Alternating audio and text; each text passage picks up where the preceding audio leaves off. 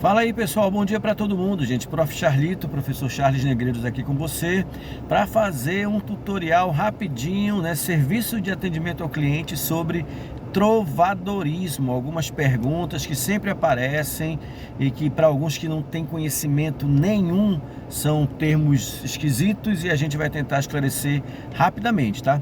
Primeiro, por que do nome trovadorismo? Porque os poemas na Idade Média em Portugal são escritos nesse momento ali, a final do século XII, século XIII, entrando no século XIV. Nesse momento eles são escritos em formas de cantigas, são poemas para serem cantados. E essas cantigas eram também chamadas de trova.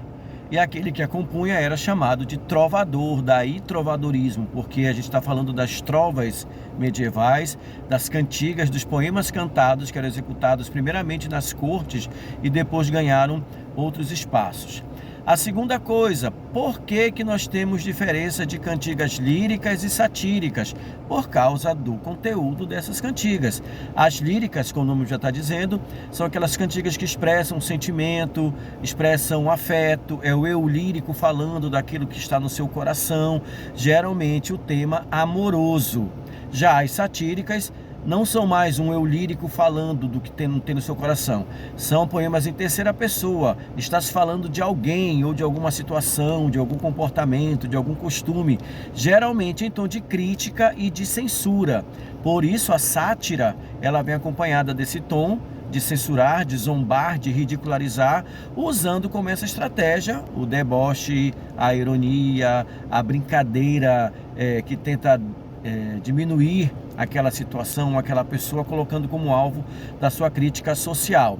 É muito comum, só para fazer o link bem rapidinho, não sei se você já repara isso, mas é muito comum no carnaval, alguns blocos, né, eles compõem um tema do ano, uma música que vai criticar a ação de determinado governante, prefeito, de um político, ou um comportamento social que é visto como inadequado, ou uma figura de celebridade que cometeu algo que deve ser digno de crítica. Então a satírica é esse tom de crítica, aí já diferencia, claro, das cantigas líricas. A terceira coisa, professor, se diz que essas cantigas, elas têm muito do ambiente medieval. O que isso quer dizer? Gente, você tem que lembrar que apesar das cantigas começarem a surgir ali no final do século XII, a mentalidade da sociedade europeia, de Portugal, onde vêm as cantigas, é uma mentalidade medieval. Isso quer dizer que, principalmente nas cantigas líricas, você vai ver muito referência aos valores medievais cristãos, você vai ver muito a idealização do ser feminino como um ser que inspira o amor, principalmente na cantiga de amor, vai ser aquele amor mais idealizado, a mulher mais perfeita, mais inatingível. Ela é colocada como um referencial de perfeição, não só da perfeição da beleza física, mas da perfeição de sentimento, de comportamento, de etiqueta, né? Ela é irretocável, ela não tem o que melhorar porque ela é perfeita. Essa ideia de perfeição da expressão é muito do conceito cristão da perfeição, que evoca muitas vezes o próprio Deus. A outra coisa é que você vê muito a ideia da vassalagem amorosa. Essa ideia, alguns alunos às vezes demoram para compreender, mas é uma forma de você perceber a influência do comportamento vassálico na sociedade para uma espécie de sentimento vassálico pela mulher. Como assim? Na sociedade você tem o suzerano e tem o vassalo. O suzerano está aqui no alto, o vassalo está abaixo dele. O vassalo jura obediência, fidelidade e compromisso com o suzerano. Isso é levado para as cantigas numa relação de vassalagem amorosa. Geralmente o homem se coloca como vassalo de uma mulher que ele quer servir, que ele quer encantar, que ele quer chamar a atenção, e se coloca nessa condição de subordinado, mesmo sabendo que não vai ser correspondido. Você vê isso na cantiga de amor, lembram? Na cantiga de amor, o eu lírico se coloca como um fiel servidor, cortês, respeitoso da mulher que ele ama. O seu cantar é um cantar de tristeza, mas é um cantar de tristeza sobre uma mulher que é plena e perfeita. Então você vê a vassalagem amorosa, o sujeito se subordinando a esta mulher por esse sentimento. Não é à toa, gente, que ele chama a mulher da cantiga de amor, ele chama de minha senhor, senhor fremosa.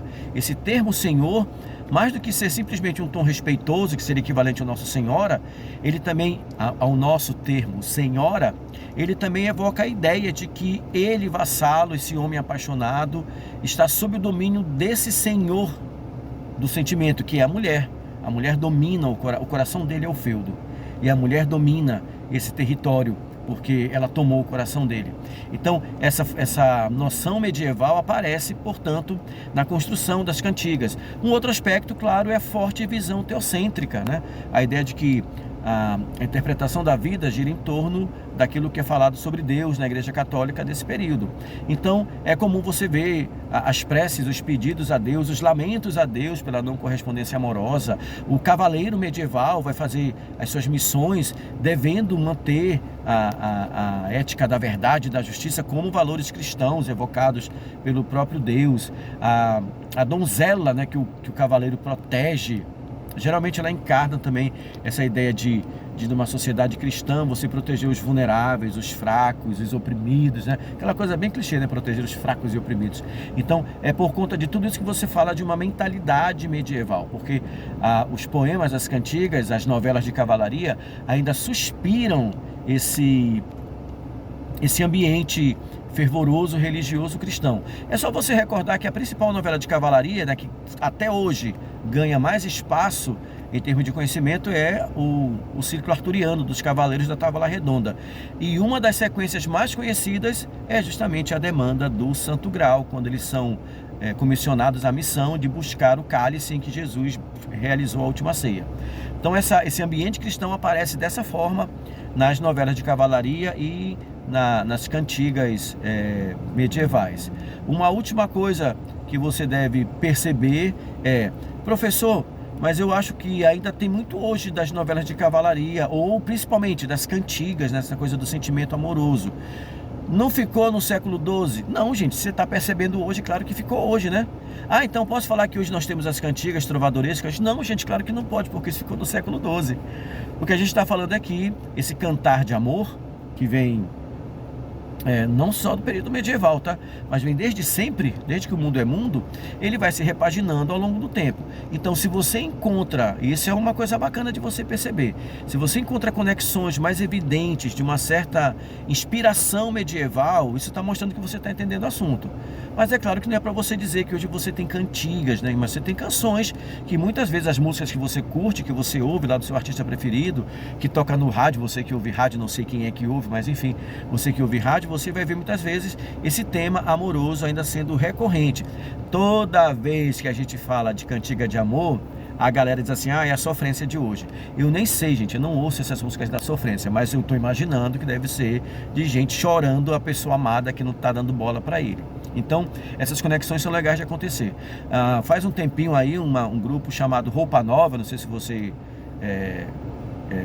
conhece, eles compuseram uma canção chamada Dona. O título Dona já evoca a inspiração do trovadorismo, cara, porque a dona é feminino de dona, é a senhora. Lembra da questão do minha senhor? Então já evoca a ideia daquela mulher que está assim num nível perfeito de existência, e num certo momento da música eles falam que ela é a moça da cantiga. Então eles estão intencionalmente evocando essa referência medieval. E o legal é você perceber: olha, tá aqui aquela coisa lá medieval, né? Então ainda está reverberando, ainda influencia, ainda aparece na estética dos poemas, das músicas contemporâneas. É isso, gente. Eu espero que você tenha lembrado algumas coisas sobre esse tema. Vou deixar uma caixa aí no story para dúvida. Se aparecer outras coisas, você fala e a gente vai conversando por aqui. Por enquanto eu fico por esse vídeo que já está chegando próximo dos seus 10 minutos, já é um tempo mais do que suficiente. Agradeço a sua atenção e a gente se vê aí num próximo momento que a gente pudesse encontrar. Valeu? Obrigado, jovens. Bom dia a todos. Até a próxima.